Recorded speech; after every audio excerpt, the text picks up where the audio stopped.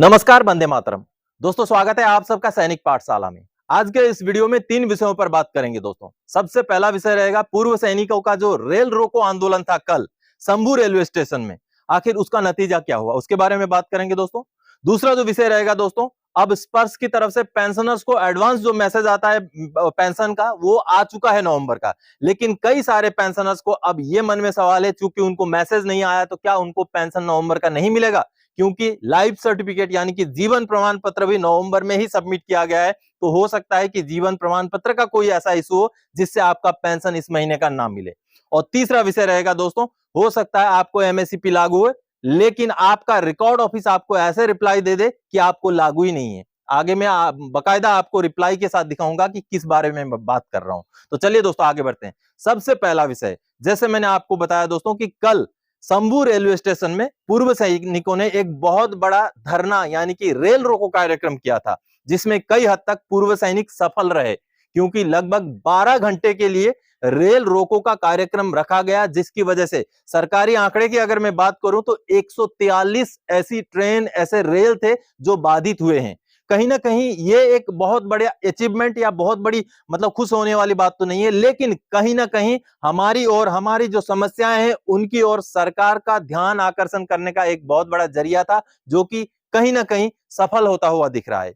बाद में जब पूरा पुलिस प्रशासन, पूरा पूरा जो डिस्ट्रिक्ट एडमिनिस्ट्रेशन जब वहां लग जाता है कि पूर्व सैनिकों के साथ बात किया जाए, तो पूर्व सैनिक भी इस बात पर अड़े रहे कि जब तक गवर्नर साहब से हमारी बातचीत नहीं होती तब तक हम अपना धरना प्रदर्शन खत्म नहीं करेंगे। आगे मैं आपको वीडियो के लास्ट में दिखाऊंगा दोस्तों, वीडियो का क्लिप भी दिखाऊंगा किस तरीके से पूरी प्रशासन एडीजी से लेकर के एसपी से लेकर के डीसी तक उस जगह पर आ गए थे पूर्व सैनिकों को मनाने के लिए।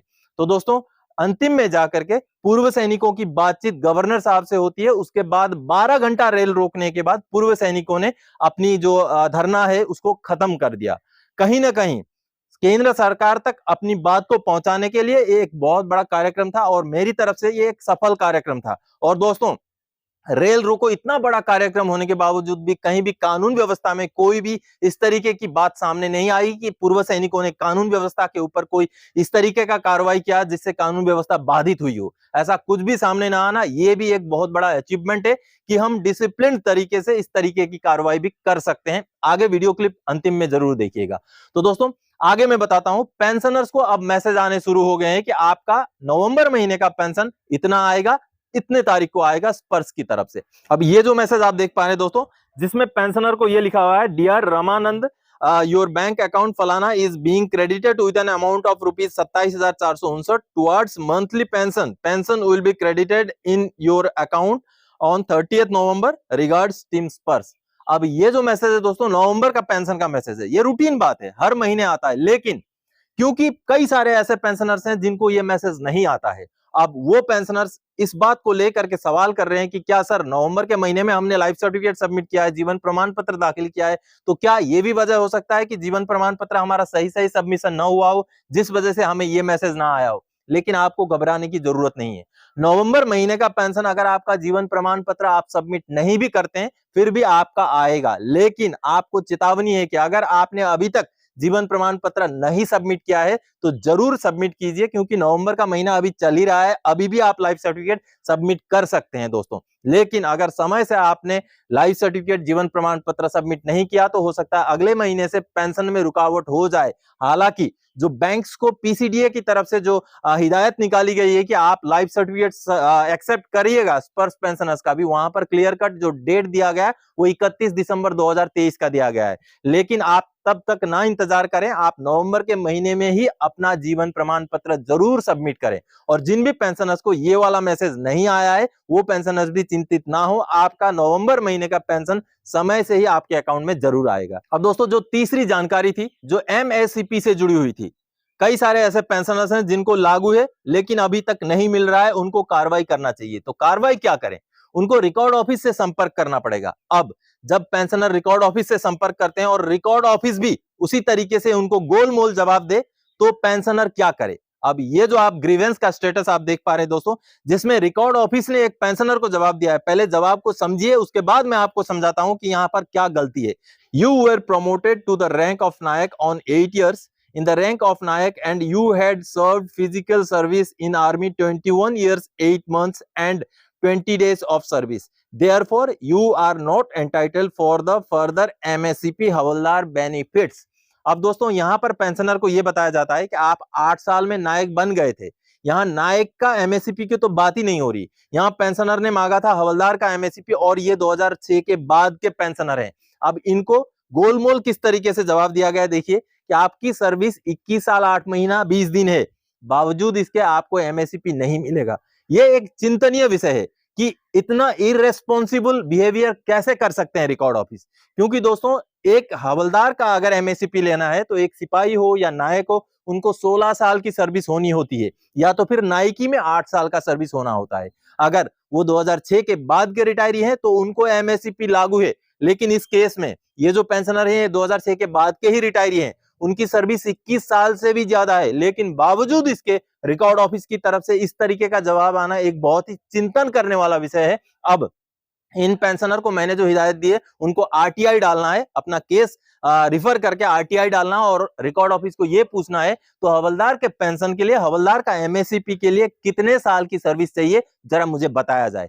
क्योंकि दोस्तों ये जो आप जवाब देख पा रहे हैं रिकॉर्ड ऑफिस की तरफ से, ये जवाब उन नायक को दिया गया है जिनकी सर्विस 21 साल की है। तो 21 साल की सर्विस वाला नायक जो है अगर 2006 के बाद का रिटायरी है तो उसको हवलदार का एमएससीपी लागू है, बशर्ते उसने प्रमोशन के लिए अनविलिंग ना किया हुआ हो और उसको ऐसा पनिशमेंट ना मिला हो जिससे उसका प्रमोशन रुक जाए। दोस्तों तो ये जो विषय है ये बहुत ही मतलब एक गंभीर विषय है, क्योंकि अगर इस तरीके से रिकॉर्ड ऑफिस भी पेंशनर्स को अगर कोऑपरेट नहीं करेंगे, उल्टा सुल्टा इस तरीके का जवाब दे देंगे तो पेंशनर्स जाएंगे कहां। तो दोस्तों आज के इस वीडियो में इन्हीं जानकारियों के साथ आया था। आगे और कोई जानकारीदायक आपसे सरोकार रखने वाला विषय लेके मैं फिर से हाजिर हो जाऊंगा। तब तक के लिए जय हिंद दोस्तों। पिछले 12 घंटे से बिल्कुल जाम है और ट्रैक पे ही पूरे सैनिक गति जम के बैठे हुए हैं। प्रशासन भी जो स्टेट है और दिल्ली से भी एजेंसियां यहाँ पूछ चुकी हैं, अलग अलग गल्ले चल रही है, मीटिंग चल रही है, बहुत सारी चीजें हैं।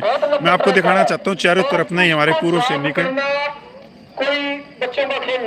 प्रशासन भी दिखाऊंगा कि प्रशासन यहाँ किस हिसाब से पूछा हुआ है। ये तो जड़ी थोड़ा बहुत है प्रशासन, मैं वो और दिखाऊंगा आपको। सैनिक भाइयों यो आप देख रहे हो पूरा प्रशासन बड़ी लाखों में, ये पूरा ग्राउंड भरा हुआ है। अभी इतना प्रशासन डाला हुआ है यहाँ पे, इतना प्रशासन, पुलिस फोर्स, जबकि पता नहीं इसको मान को क्या हो रखा था, पता मान के कौन से हम खेत में घुसे हुए थे। मुख्यमंत्री की इतना प्रशासन, मैं और भी दिखा देता हूँ, नीचे से भी दिखा देता हूँ।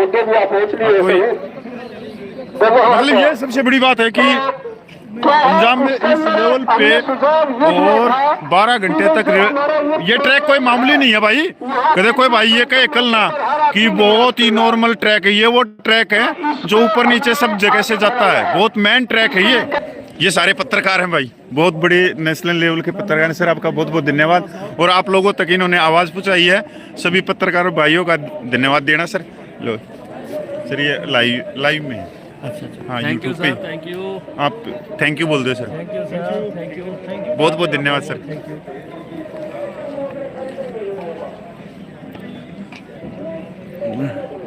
कुछ पुलिस चली गई है, गाड़ी है खड़ी हैं हजारों के, उसमें भाई प्रशासन भी आप गिन नहीं सकते, इतना भयंकर सब कुछ।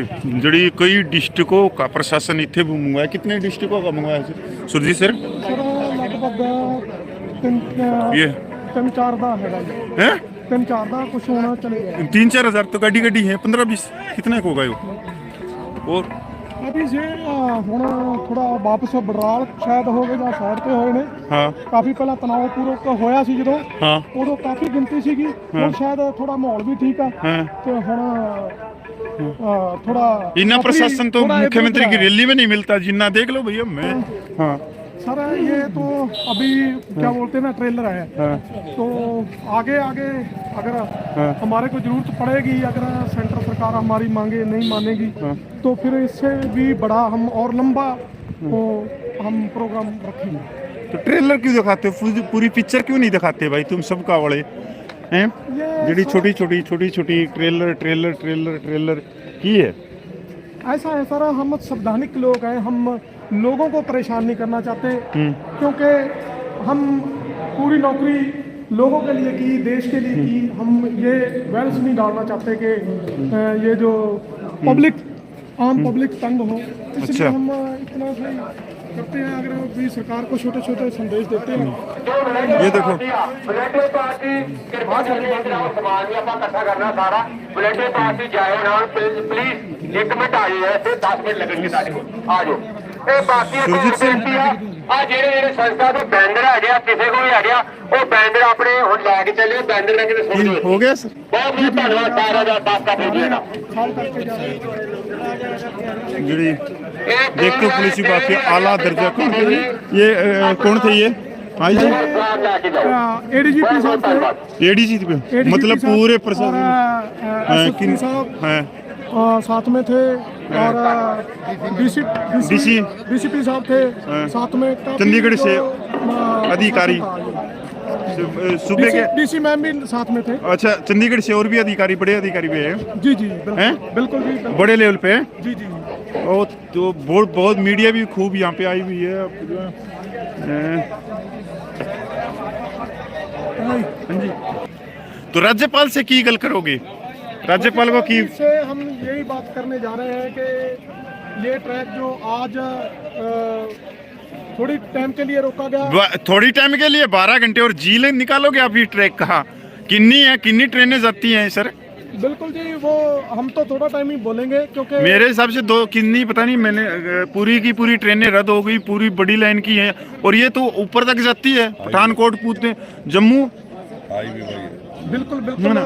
तो आज अब कहाँ जाएंगे? मतलब राज्यपाल जी से हम चंडीगढ़ जाएंगे। मतलब आपका कहने का मतलब आप ये केंद्र के पास मैसेज पूछवा रहे हो राज्यपाल के थ्रू जी जी कि ये ट्रैक के जो जाम किया है ये 12-14 घंटे के लिए नहीं है, परमानेंट भी कर सकते हैं हम, बिल्कुल। और ये जाके बता दो कि भाई राज्यपाल के थ्रू कि ये बता दो केंद्र को, माननीय प्रधानमंत्री को, कि ये परमानेंट भी कर सकते हैं। बहुत बढ़िया, ये आपने अच्छी गल की कि अब की बार आपका मैसेज, वो भी स्ट्रॉन्ग मैसेज दे रहे हो आप, ये नहीं है कि मांग पत्र दे रहे हो, आप तो सीधी गल कह के आ रहे हो माननीय राज्यपाल को कि राज्यपाल जी आप ये बताओ जाके केंद्र को कि ये जो ट्रैक है या कुछ और हैं जो ये सैनिक हैं 62, 65, 71 जिन्होंने जंगें लड़ी हैं, जिनकी छातियाँ तमगों से भरी हुई हैं, वो कमज़ोर नहीं हैं, वो अपने हकों के लिए, अपने न्याय के लिए पिछले 10 महीने से जंतर मंतर के ऊपर संविधान के दायरे में शांतिपूर्वक वहाँ से वो कर रहे हैं सर। ठीक है, ये अपने ये भी भाई प्रशासन के दिल्ली से आए, ये एजेंसी से बहुत धन्यवाद है साहब का भी, बहुत ही इन्होंने हेल्प करी सर, बहुत बढ़िया आपका धन्यवाद। हाँ भाई नमस्कार सर। हम लोग भी आ गए, केरला वाला तमिलनाडु है वही है। दिखा दो ना क्या हो रहा है सर दिल्ली का ये हाँ, कोई नहीं दिखा दो, ये तो फुट एक बार वो सच्ची बता दो इनको। हम तो दिल्ली आ रहे हैं। ये भाई आंध्रा से आए हुए हैं अपने भाई, आंध्र, केरला, आंध्र से वो भी है। अच्छा तमिलनाडु वाले भी। हाँ, वो भी है।